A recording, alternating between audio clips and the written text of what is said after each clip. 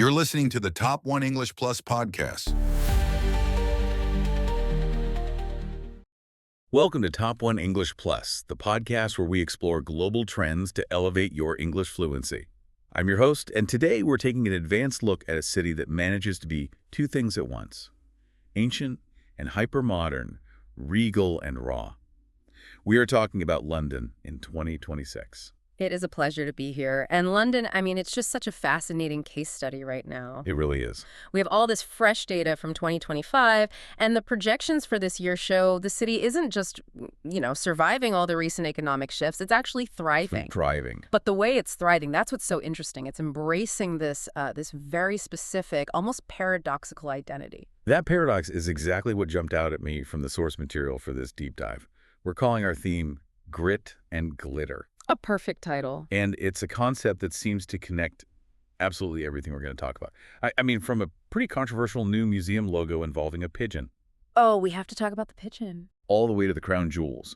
And even how a single global pop star, fundamentally reshaped the city's entire hospitality economy. Grit and glitter is the perfect lens for this. It captures the duality of the place so well. The duality. On one hand, you have the glitter, the monarchy, the unbelievable wealth, the shiny glass skyscrapers in the city, the Michelin-starred restaurants. Right, the postcard version. Exactly. But you cannot understand London without the grit. The history of the plague, the actual mud of the River Thames, the urban street culture, the brutal, bloody history of the Tower, and of course, the resilience of its working class. And what the data seems to suggest is that London isn't trying to hide that grit anymore. Not at all. It's actually selling it. It's part of the brand. That is such a key insight to start with. Yeah. I feel like for decades, tourism boards, city planners, they all tried to sanitize their cities, right? Mm-hmm. To make them look like a perfect, clean theme park. It's a sort of Disneyland effect, yeah. But the sources we have today, reports from Euromonitor, UN Tourism, data from the Singapore Institute of Hospitality, they all suggest that the 2026 traveler, they want the mess. They want the reality. They want the full story. So with that in mind, Yeah.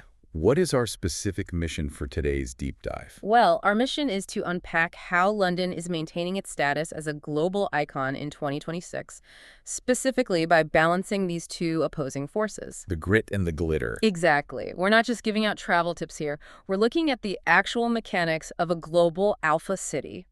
We'll analyze the tourism numbers that put it on the world stage. Okay. Then we'll really dissect that massive and, let's be honest, slightly shocking rebranding of the London Museum. I can't wait for that part. Then we'll look at the historical roots of this duality at the Tower of London. And finally, we'll analyze the very modern economic force of pop culture. Sounds like a packed itinerary, and we have a lot of ground to cover. So let's just get right into it. Section 1, the global stage. Let's do it. I was looking at that Euromonitor and UN tourism data you sent over, and the sheer volume of humanity moving through London is staggering. Where does it stand in the global rankings right now? It is standing firmly on the podium. For the 2025 calendar year and heading into the projections for 2026, London is ranked as the third most visited city globally. Third. And what does that mean in actual numbers? We are looking at approximately 22.7 million international arrivals. Let's just pause on that for a second. 22.7 million people. It's an enormous number. That's roughly the entire population of Australia passing through Heathrow, Gatwick, and Stansted in a single year. That's a massive logistical load for a city that, parts of it are still running on a medieval street layout. It's an immense challenge. And to really get the scale, you have to look at who it's competing with. Okay, who are the other heavyweights? It's up there with Bangkok and Istanbul. Bangkok is currently sitting at number 1 with over 30 million arrivals. And Istanbul is, just nipping at London's heels. But the distinction here, and this is important, is the maturity of the market. What do you mean by maturity? Well, a city like Bangkok is often a gateway, right? It's a hub for travelers heading to the rest of Asia. London is a destination in and of itself. I see. So seeing a 4% growth in a market that's already this established is actually quite difficult to pull off economically.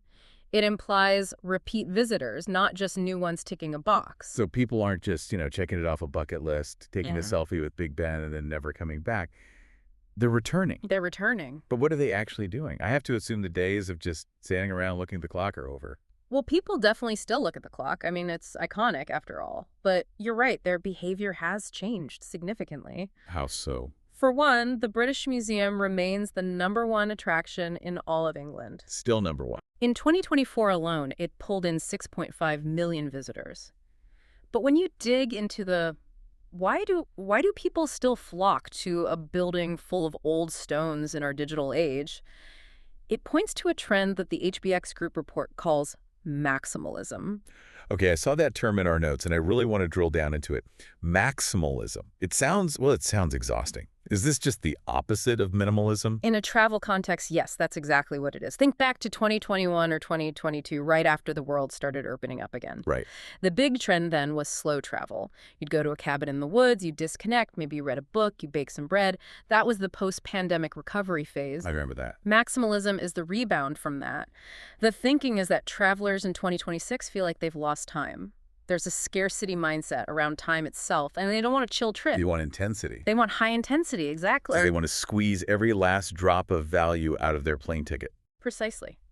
They want a packed itinerary. They want to see the crown jewels in the morning, then maybe hit a trade show or a gallery opening in the afternoon, see a West End play in the evening, and end up at a high-end club at 2 a.m.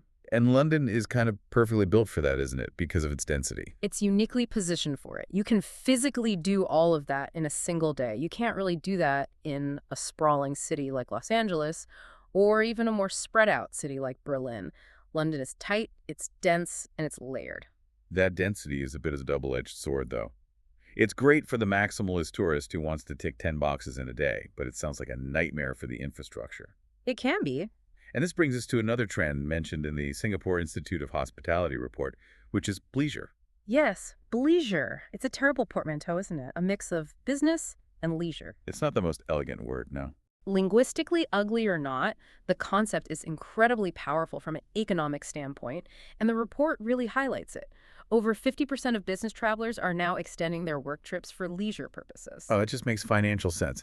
If your company pays, say, $2,000 to fly you to Canary Wharf for a meeting, Right. why wouldn't you pay for 2 extra nights at the hotel out of your own pocket and actually see the city? You've already covered the biggest expense, which is the flight. Exactly. And for a city like London, this is crucial because bleisure travelers spend very differently than your average tourist. How so? They're not backpackers staying in hostels. They have corporate salaries. They're dining at high-margin restaurants. They're using premium transport like black cabs. They're shopping on Bond Street. They're essentially subsidizing the entire tourism economy.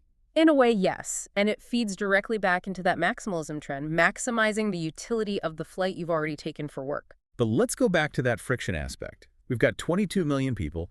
We've got maximalist itineraries. We've got bleisure travelers rushing between meetings and museums. How does the city handle the queues, the lines? I saw something about the Alike app in the text section of our notes. Is this just another digital ticket wallet, or is it something more significant? I'd say it's a bit more than just a wallet. It represents a real shift in the model of tourism. Okay. The Alike platform launched these customizable digital city passes for London alongside other major hubs like Dubai, Paris, and Singapore. The old model, which I'm sure you're familiar with, was the bundle. You'd buy a London pass for $100 and you get entry into, say, 50 attractions. Right, and you end up running around trying to visit places you don't even care about just to feel like you broke even on the pass. Yes. Like, oh, I have to go to the fan museum because it's free with the pass. Exactly. It gamified tourism in a really inefficient way. You'd go to a pencil museum just because it was on the list. So what does the Alike app do differently? It uses a pick-and-choose model. It caters to that tech-savvy 2026 traveler who wants hyper-customization. You build your own pass digitally. You only pay for what you actually want to see. So it reduces the waste of the old bundle system. Right. And I'm assuming because it's digital, it helps with the physical flow of people. That's the huge operational benefit. No paper tickets, just faster scanning on your phone, less friction at the turnstiles. Right. And when you have 22 million people moving around, shaving even 10 seconds off every single interaction, that actually saves thousands of hours of aggregate time. Which helps the maximalist fit one more thing into their day. And that keeps the money flowing. It's all connected. Okay, so we've established the demand. The world wants to be in London. But a city isn't just a container for tourists. It's a brand. And brands, well, they sometimes need a refresh. They certainly do. This brings us to section 2, and honestly, this is the part I've been dying to talk about. I have to admit, when I first saw this in the research, I thought it had to be a joke. We need to talk about the pigeon. The pigeon, yes.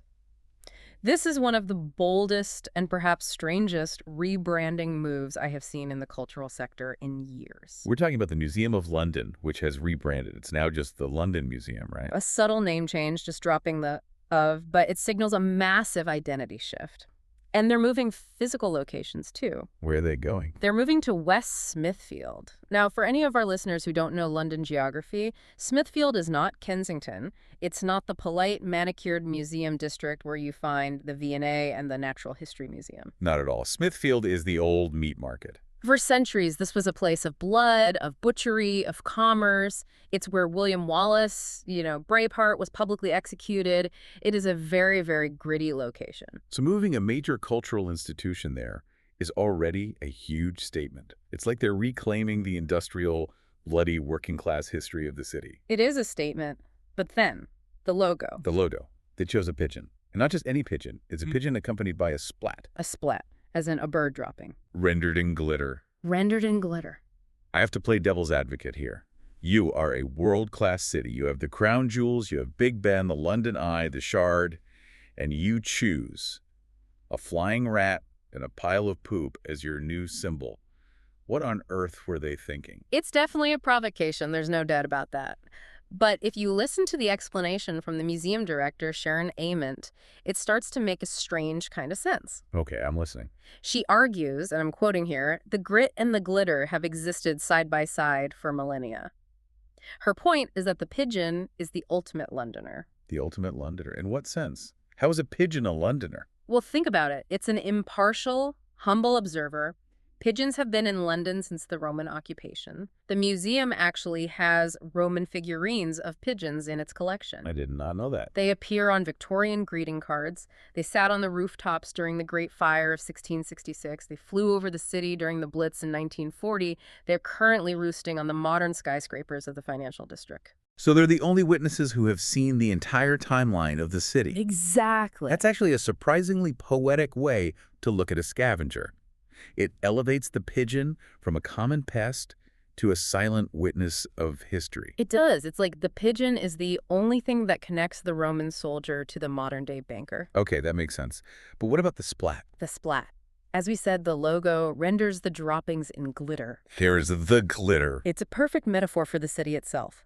London is not a sterile, perfect Disneyland. It's messy. It has mud, it has pollution, it has political scandals, it has crime. That's the splat. The gritty reality. But mixed into that very mess is the glitter. The ambition, the art, the royalty, the creativity, the financial power. It feels incredibly confident, doesn't it? A city that's insecure tries to hide its dirt. A city that knows it's one of the best in the world can say, yeah, we have pigeons, and sometimes it's messy, and we're okay with that. Deal with it. That's it. It's authentic. And linguistically, for our listeners, grit and glitter is such a powerful idiom to master. It really is. Grit implies determination, toughness, the texture of sand or dirt. Glitter implies that sparkle, that showmanship, the wealth. And the argument is you can't have one without the other. You cannot have the glitter without the grit. You need the grit to survive the hustle of a city like London, and the glitter is the reward for that survival. I love that. Grit and glitter. It really does capture the vibe. But if the London Museum is the modern, edgy interpretation of this theme, there's a place that has embodied this duality for almost 1,000 years. It has. Let's move to section 3, the Tower of London. The tower is the historic anchor of this entire concept. If you want to see the original grit and glitter, you don't go to a branding agency, you go to the tower. Okay, let's strip away the modern tourism veneer for a second.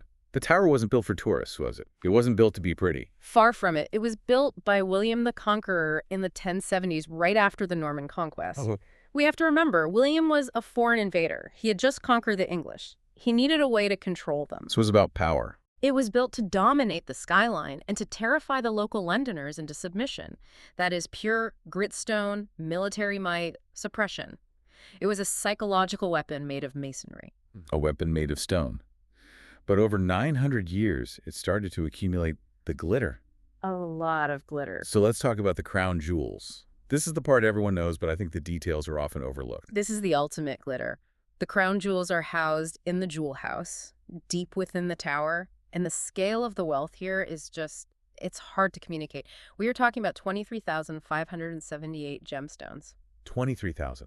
That number is just mind-boggling. Yeah. It's hard to even visualize that many diamonds and rubies all in one place. It includes St. Edward's crown, which is only used for that sacred moment of coronation, and the imperial state crown, which the monarch wears for the opening of Parliament. Right. But here is a fact from the archives that I think perfectly bridges that gap between the glitter and the grit. Oh, this sounds interesting. Medieval monarchs used to pawn the jewels. Wait, pawn them. As in, take them to a shop to get quick cash. Effectively, yes. They used them as collateral for loans. Kings like Edward III were often cash poor. How could a king be cash poor? Well, they had immense assets, land, castles, jewels, but very little liquidity, usually because they were busy fighting expensive wars in France. So they would pledge the crown jewels to wealthy merchants or foreign bankers in Flanders or Italy to get a loan to pay their soldiers. That is a hilarious image, the great symbol of God-given power, and they had to hawk it to pay the bills. It is. It's a very humanizing detail. It shows that the glitter was often just a facade for a very real financial struggle. Exactly. They weren't just magic items sitting in a vault. They were financial instruments. They were working assets. Okay, now let's go back to the grit. When we look at the sources, one of the most surprising things about the tower's history isn't just the executions. I mean, we all know about Anne Boleyn.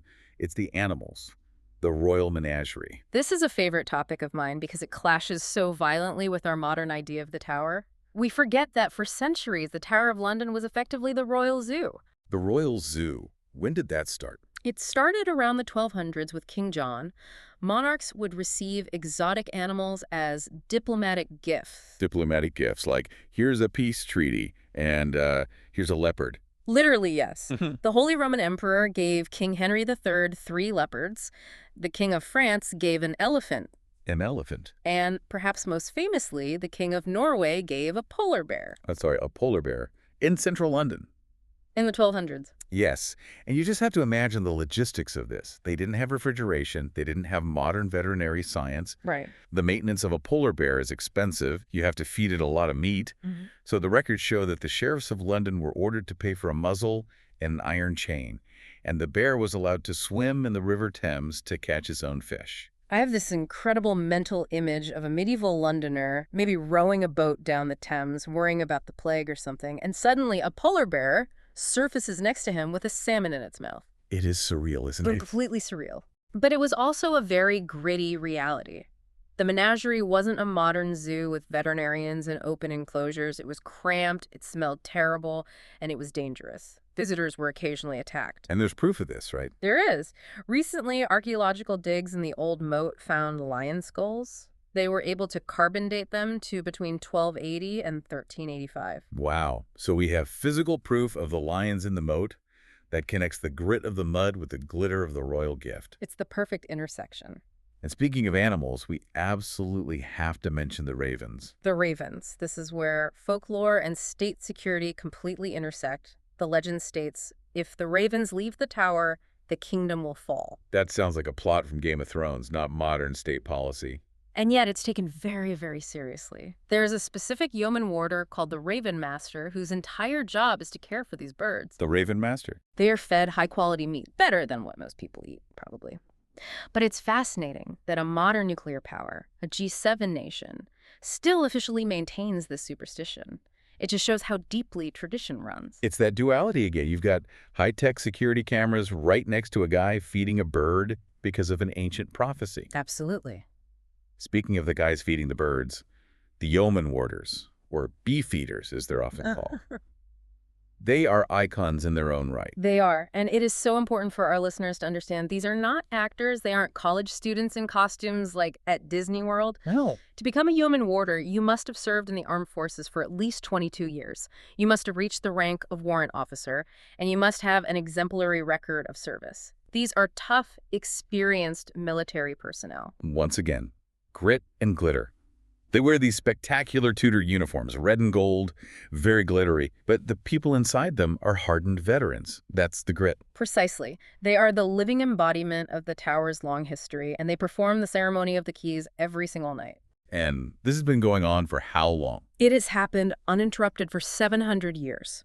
They lock the gates of the tower. It represents continuity. Even during the Blitz in World War II, when bombs were falling on London and the city was burning, the ceremony continued. That's resilience. It really is. Yeah. Now, there is a phrase associated with the tower that we should probably touch on for our English learners. Yes. Sent to the tower. Yes. Historically, if you were sent to the tower, it meant you were being imprisoned there, often for high treason. It implies being disgraced or falling from a high position. And we still use it metaphorically today. We do, or just when discussing history, but the phrase itself still carries the immense weight of that stone prison. So we have the tower, the great anchor of history. But London doesn't just rely on dead kings and queens to draw crowds. It has a new kind of royalty. Pop royalty. Exactly. This brings us to Section 4, and the transition from the crown jewels to friendship bracelets. Yeah. We need to talk about the Taylor Swift effect. This is a fascinating economic shift. We're moving from the 13th century to the 21st, but the mechanics of a pilgrimage are surprisingly similar. Right. And the source material we have from the CET Barcelona School of Tourism really highlights this. Swiftonomics is a real term now. It is. What did that Barcelona study find regarding her impact specifically on London? They found that the Taylor Swift effect is a measurable macroeconomic concept. During her tour dates in a given city, hotel revenue in that city boosted by approximately 45%. 45%. That is a massive spike. That's not a margin of error. That is a genuine windfall. It's huge. And interestingly, the data shows that high-end luxury hotels benefited the most. Why is that? The theory is that fans traveling for these concerts are treating it as a luxury holiday, a maximalist trip, if you recall our earlier trend. Of course. These aren't people scraping by. They're spending thousands on tickets, so they are far less price-sensitive about the hotel room. They want the full, high-end experience. And London really leaned into this, didn't it? It wasn't just that she played a concert. The city basically reshaped itself around her visit. It did, and this is where that grit and glitter theme merges beautifully. Transport for London, or TfL, which is usually a very serious functional organization managing the tube, created a special Taylor Swift tube map renaming stations after her songs. And the source mentions something about Buckingham Palace. I couldn't believe this part. Yes. During the changing of the guard ceremony, the military marching band performed Shake It Off. I just want everyone listening to pause and visualize that for a moment. You have the changing of the guardmen in those huge bearskin hats, red tunics, maintaining strict military discipline, engaging in a ceremony that dates back for centuries. A symbol of the state. And they're playing a Taylor Swift banger. It symbolizes how London adapts. A more rigid, insecure city might say, no, we are the monarchy. We don't do pop music. Right. That's beneath us. But London says, we are the monarchy, and we want to stay relevant. It absorbs modern culture rather than rejecting it. It merges the monarchy with pop culture. And there were murals at Wembley Park, the Swiftie Steps, all of that. It seems like the city really understands the value of what they call gig tripping. Gig tripping, or concert tourism, is a major subsector of the travel industry now. People aren't just going to a concert in their hometown anymore. No. They're flying to London, staying for a week, eating out, shopping. The concert is the anchor event, but the spending just ripples through the entire economy: hospitality, transport, retail. It's the classic multiplier effect. It revitalizes the local economy. And it just proves that culture, whether it's Shakespeare at the Globe or Taylor Swift at Wembley, is a hard currency. Absolutely. And it connects right back to that maximalism trend we started with. If you're flying all the way to London for a gig, you're going to make the most of it. You might visit the Tower of London execution site in the morning and the stadium in the evening. Connecting the old execution site with the new stadium. Only in London. Indeed. The crowds are just as loud, hopefully with less blood. Okay, we have covered so much ground. We've gone from Roman pigeons to medieval polar bears to modern pop stars. I want to pause here and do our vocabulary spotlight. Good idea. We've used some pretty high-level terms today, and I just want to make sure our listeners really grasp them because these are power words for describing complex topics. Let's do it. These are great concepts for anyone wanting to sound more sophisticated in their English analysis. First up, maximalism. Okay, so maximalism is a noun. As we discussed, it's the opposite of minimalism. In art, it might mean using more color, more pattern, more stuff. Right. In our context today, it describes that 2026 travel trend where people want abundance. They want to pack their schedules. They don't want less is more. They want more is more. It's all about richness and excess. Perfect. Next word, Duality. Duality is also a noun. It refers to the quality or the state of having two different or opposite parts or elements. We've used this to describe London's grit and glitter. It's the core of our theme. Exactly. The contrast implies that two opposing things can exist in the same space at the same time. The shiny crown jewels and the cold stone fortress are a duality. The corporate banker and the punk rocker on the same street are a duality. Third one, icon or iconic?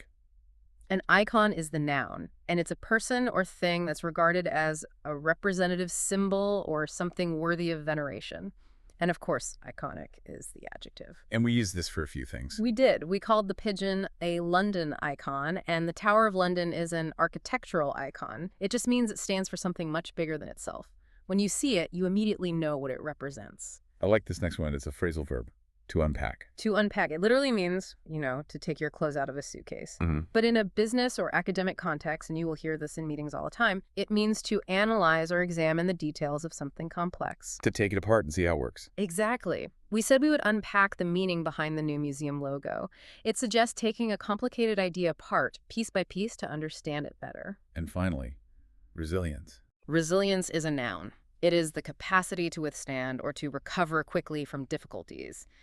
It's toughness. Mm-hmm. We talked about the resilience of the London people bouncing back from the Great Fire, the Blitz, economic changes. That's the grit part of the equation. It's the very definition of grit. It's that ability to get knocked down and get right back up again. Excellent. Maximalism, duality, icon, to unpack, and resilience. If you can use those 5 in a conversation, you are going to sound incredibly articulate. They are very useful keys for unlocking complex discussions. So bringing it all together now. We started with the numbers. London is a global heavyweight. We looked at the rebranding, the pigeon, and the splat. We explored the history, the tower, and we looked at the modern economy, Taylor Swift. Yeah. What is the big picture here? What is the synthesis? I think the big picture is that London thrives on contrast. It really does. It doesn't try to hide its history, even the messy parts. It puts the grit right next to the glitter and says, this is who we are. It adapts. That seems to be the key survival trait for the city. Smithfield was a meat market. Now it's a culture hub. The tower was a fortress. Now it's a museum. The palace plays pop songs. It doesn't get stuck in the past. It uses its past to fuel its future. Exactly. It proves that history isn't static. It's not some museum piece you can't touch.